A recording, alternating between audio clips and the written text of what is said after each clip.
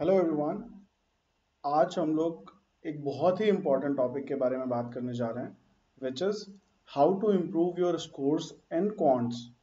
वैसे ये टॉपिक बाकी सारे सेक्शंस के लिए भी अप्लाई किया जा सकता है, बट आज हम स्पेशली क्वांट्स के बारे में बात करेंगे and this video is going to be really interesting. तो बहुत ही ध्यान से और एंड तक देखते रहना। और अगर ये एंड तक देखते हो और जो भी चीज़ें मैं समझा रहा हूँ वो सब लोग आप लोग कर रहे हो, तो कोई भी ऐसा नहीं है जो अच्छी परसेंटाइल ना ले आए। और अच्छी परसेंटाइल का मतलब है एटलीस्ट 95 प्लस परसेंटाइल ना आए, ऐसा कोई भी नहीं हो सकता है। So just follow my advice before we go into the session. एक बार मैं अपने बारे में थोड़ा सा बता देता हूँ कि who I am. So my name is Sharad Mishra. बहुत सारे लोग जानते होंगे, बहुत सारे लोग जो लोग पहली बार वीडियो देख रहे हैं, जो लोग पहली बार मुझसे मिल रहे हैं थ्रू यूट्यूब चैनल वो शायद मुझे नहीं जानते हो। I am CEO and cofounder of Catapult classes. IIFT Delhi से मैंने MBA किया है and I am a 6 times 99 plus percentiler. So CAT 17 I started training MBA students. तो कैट 17 मैंने दिया था 99.92, CAT 18 99.9, CAT 19 99.97 and CAT 20 99.77। This is my first CAT attempt, CAT 2010. This is my name and this is my picture. And in this year, पहले साल में मेरे quants में 99.99 percentile आए थे। ये सारे परसेंटाइल क्या हैं ये बाद में दिखाएंगे, बताएंगे बाकी वीडियोस में, we will show it. But यहाँ पे ज़रूरत नहीं है, यहाँ पे फोकस किस पे करना है, इस पे करना है। तो कैसे आप लोगों के भी अपने फर्स्ट अटेम्प्ट में 99.99 आ जाए या फिर 95 प्लस आ जाए, ये कैसे होगा, लेट्स अंडरस्टैंड दैट। सबसे पहले क्या करना है, the first thing that you need to do is to kill your demons. यानी कि अपने जितने भी आपके दिमाग में, आपके अगल बगल जितने भी विलन्स हैं, ये डिमंस कौन है उसके बारे में भी बात करते हैं। सबसे पहला स्टेप क्या है, इनको खत्म करना है, इनसे हमें अपने आप को दूर करना है। कैसे करेंगे ये हम लोग? The first thing is ignore करना सीखो। किसको इग्नोर करना है? खुद को इग्नोर करना है। खुद को क्या इग्नोर करना है? बहुत सारे बच्चे हैं, this video is specially for non engineers, people जिनको मैथ्स से डर लगता है। बहुत सारे लोग हैं जो सिर्फ और सिर्फ यही रोते रहेंगे पूरे साल, I can't do it, I can't do it. Maths तो मैं कर ही नहीं सकती हूँ, मैथ्स तो मैं कर ही नहीं सकता हूँ। मैंने तो मैथ्स 10th क्लास में पढ़ी थी, तब भी ऐसे वैसे करके पास हो गए थे। मुझे तो मैथ्स समझ में ही नहीं आती है, मैथ्स इज टू डिफिकल्ट। सबसे पहले तो ये कहना बंद करो, start saying that I can do it. जितनी जल्दी आप अपने दिमाग को ये बता दोगे कि यू कैन डू इट, उतनी जल्दी आपको मैथ्स या कोई भी टॉपिक समझ में आना शुरू हो जाएगा। सेकंड, रिलेटिव्स, रिश्तेदार, दोस्त, पड़ोसी या कोई भी जो तुम्हारे दिमाग में नेगेटिव थॉट्स ला रहा है, जो ये कह रहा है कि अरे ये तो हो ही नहीं सकता है, ये तुम्हारे बियॉन्ड है, तुम्हारे बस का नहीं है। ऐसे बहुत सारे लोग होंगे, अरे अरे अभी तो ग्रेजुएशन कर रहे हो, फाइनल ईयर के साथ साथ कैट की तैयारी कर रहे हो, ना फाइनल ईयर अच्छा हो पाएगा, ना ग्रेजुएशन अच्छा हो पाएगा, ना कैट हो पाएगा, तुम्हारे बस का नहीं है। बहुत बार पेरेंट्स भी कहते हैं कि नहीं नहीं, पहले कैट के से पहले पहले ग्रेजुएशन अपना कंप्लीट कर लो फिर कैट पे जाना। ऐसा कुछ भी नहीं है। जितने ज्यादा लोग आपके अंदर नेगेटिविटी भर रहे हैं, पहले तो उनसे सबसे दूरी बना लो, इग्नोर देम ऑल टुगेदर। सोचना ही नहीं है, एक कान से सुनो दूसरे कान से निकाल दो। और एक चीज ध्यान रखो, अगर सोसाइटी, अगर लोग आपको लायक नहीं समझते हैं, आपको बुद्धिमान नहीं समझते हैं, आपको केपेबल नहीं समझते हैं to get there, then it makes more sense for you to reach there.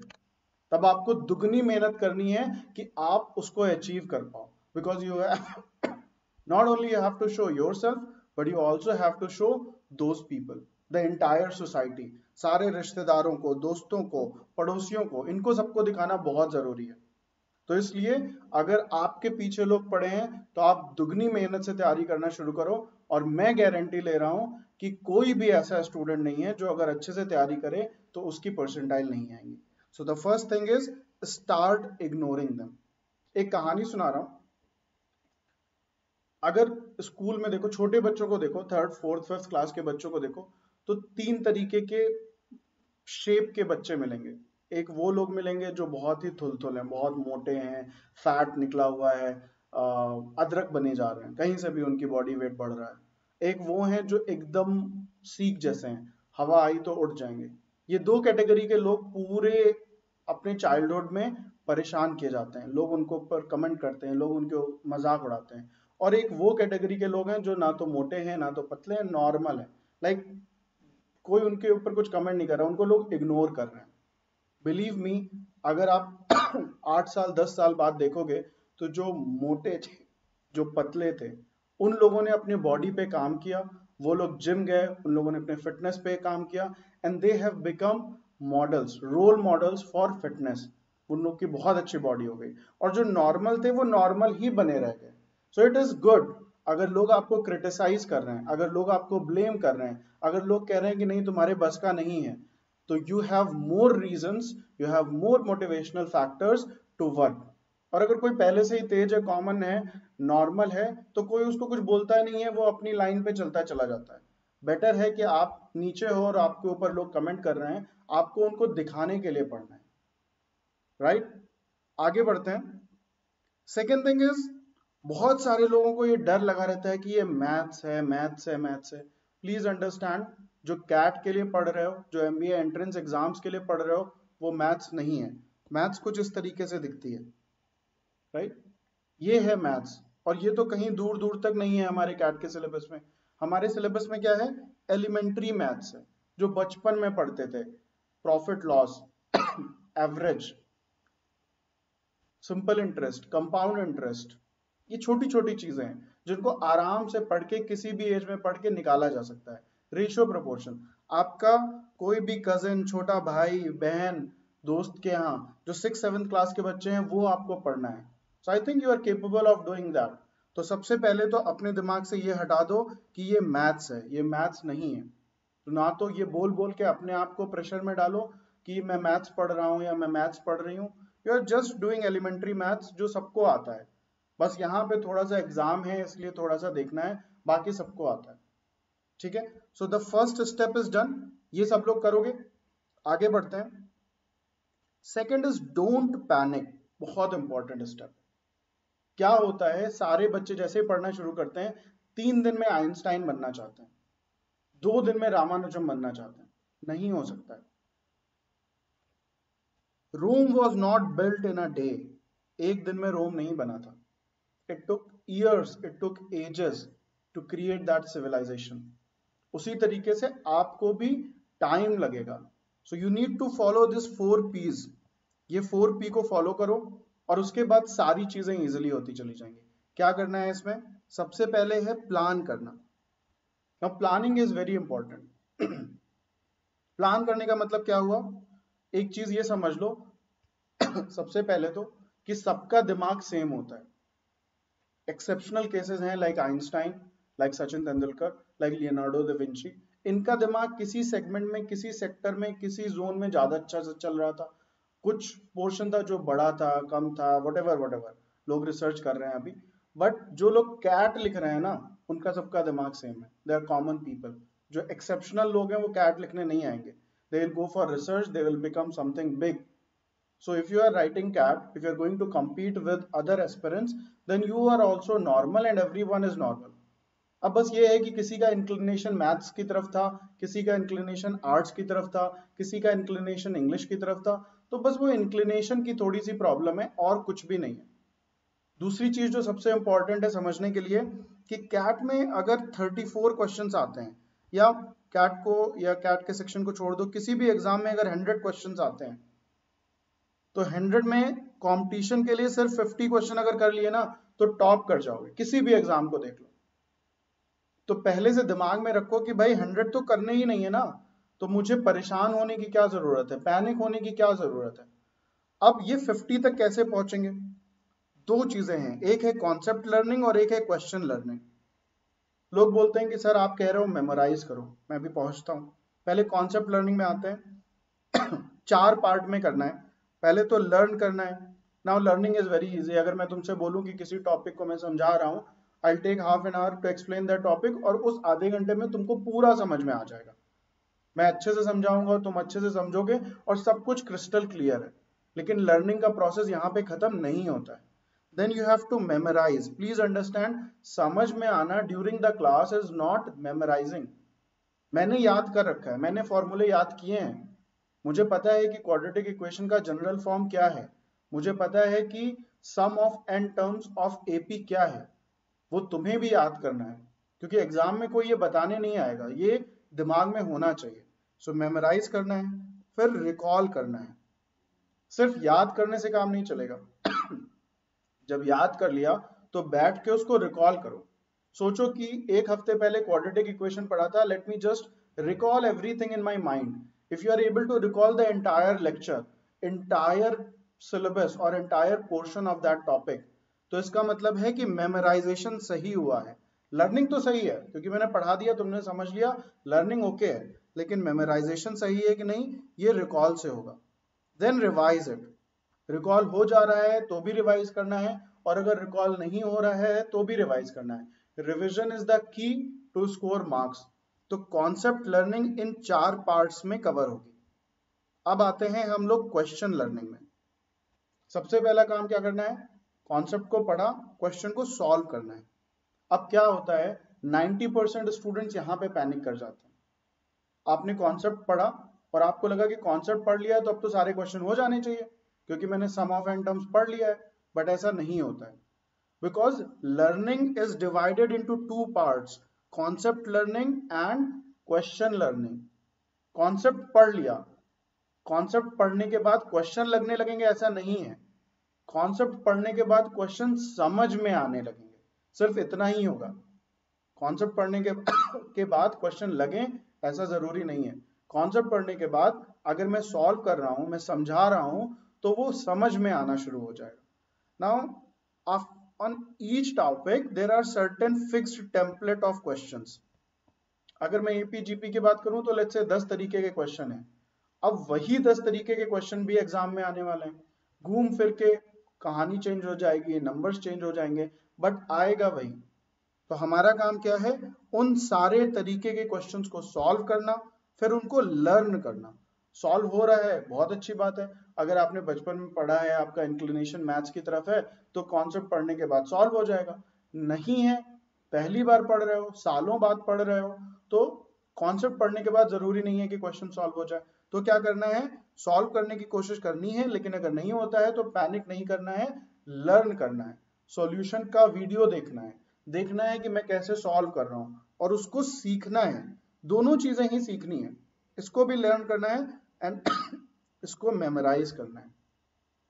बहुत सारे बच्चे बोलेंगे, बहुत सारे लोग जो वीडियोस देखेंगे डिसलाइक करेंगे, कमेंट करेंगे कि अरे मैथ्स को याद करने के लिए बोल रहे हैं सर. कोई भी ऐसा नहीं है, हमें रिसर्च नहीं करना है, right. We are not researcher. हमें क्या है, हमें कंपटीशन जीतना है. अब जैसे लोग बोलते हैं कि प्यार और जंग में हर चीज वैलिड है, जायज है, उसी तरीके से कंपटीशन में रैंक लाना है, टॉप रैंक लाना है, क्लियर करना है. कैसे क्लियर करना है, दैट इज अनदर थिंग. अगर याद करके क्लियर करना है तो याद करना पड़ेगा. और कोई भी ऐसा नहीं है जो ये बोल रहा है कि मैं याद नहीं किया है, मैंने मैथ्स को रटा नहीं है, ऐसा कोई भी नहीं. भले आपने इम्प्लिसिटली रटा हो, मतलब आपने सोचा ना हो रटने का, बट आपने रट लिया. आपने 100 क्वेश्चंस लगाए और आपने रट लिया. आपने 6th क्लास में रटा था और आपकी मेमोरी अच्छी थी और आपको अभी तक याद है. बट कोई भी ऐसा नहीं है जो नया क्वेश्चन देख के, एकदम डिफरेंट क्वेश्चन देख के तुरंत लगा ले. और मैं तो कह रहा हूं कि अगर एग्जाम में ऐसा यूनिक सरप्राइज क्वेश्चन आता है तो छोड़ दो. आउट ऑफ 100 क्वेश्चन हमें कितने करने हैं, 50% क्वेश्चन. अगर 50% करेंगे तो हम टॉप करेंगे, और अगर टॉप नहीं करना है, 95 प्लस परसेंटाइल लानी है, तो हम 50 से भी कम करेंगे तो भी चल जाएगा काम, राइट. 50% से भी कम करेंगे तो काम चल जाएगा. तो हमारा टारगेट होना ही नहीं चाहिए 100 क्वेश्चन सॉल्व करना. तो अगर कोई सरप्राइज एलिमेंट आ रहा है, छोड़ दो.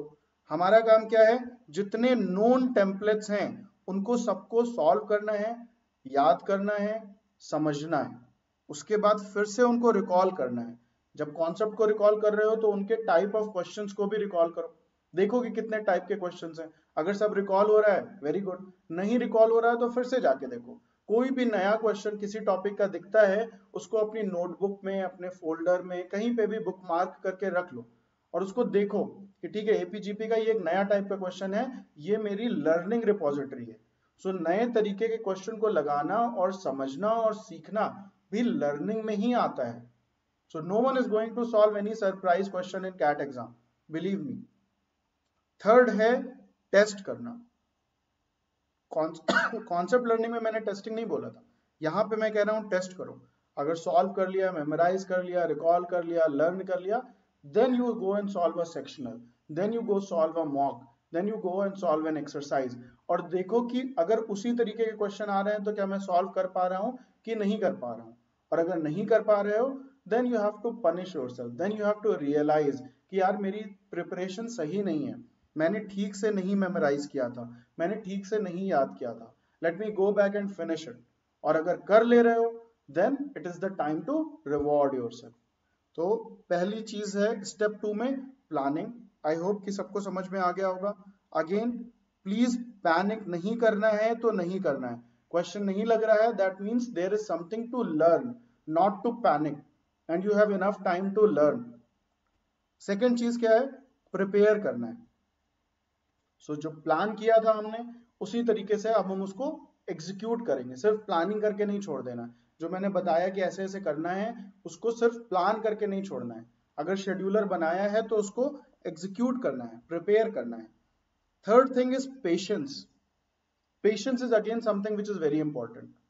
पेशेंस क्यों इंपॉर्टेंट होता है? क्योंकि बहुत बार क्या होता है कि स्टूडेंट्स 3 दिन में परेशान हो जाते हैं, जो मेरी हेडिंग ही थी, Rome was not built in a day. Panic नहीं करना है, तो पेशेंस रखना है. And the last one is, which is again very important, is perseverance.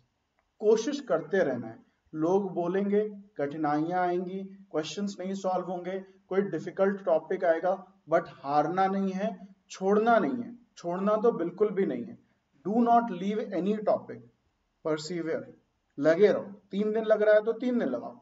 अगर हो सकता है तुम्हारे दोस्त को 1 दिन में समझ में आ गया, पर तुमको 5 दिन लग रहा है तो लगाओ 5 दिन, अभी बहुत टाइम है. बट छोड़ना नहीं है. Do not get panic, do not leave. I hope step 2 is clear.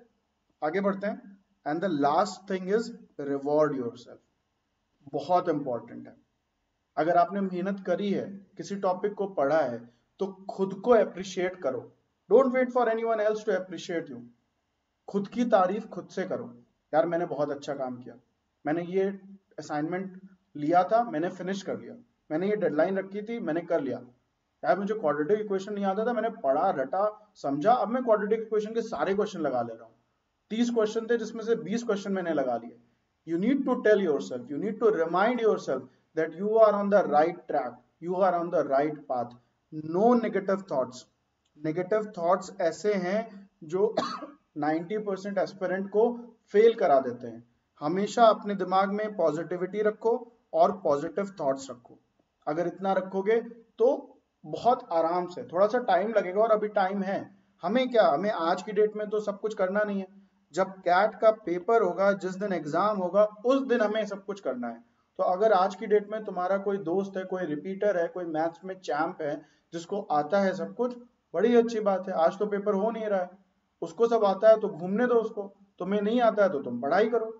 And धीरे धीरे छोटे छोटे माइलस्टोन्स अचीव होने पे अपने आप को रिवॉर्ड करो, अपनी तारीफ करो. ये बहुत इंपॉर्टेंट है. आई होप कि अगर ये 3 स्टेप्स तुम लोग करोगे, तो ये जो मैथ्स का फोबिया है, जो कैट में मैथ्स में नंबर नहीं आते हैं, वो सब आएंगे. जैसे मेरे 99.99 परसेंटाइल आए थे in my first attempt, you guys will also crack it. You guys will also get great percentile in your entrance exam. That's it guys.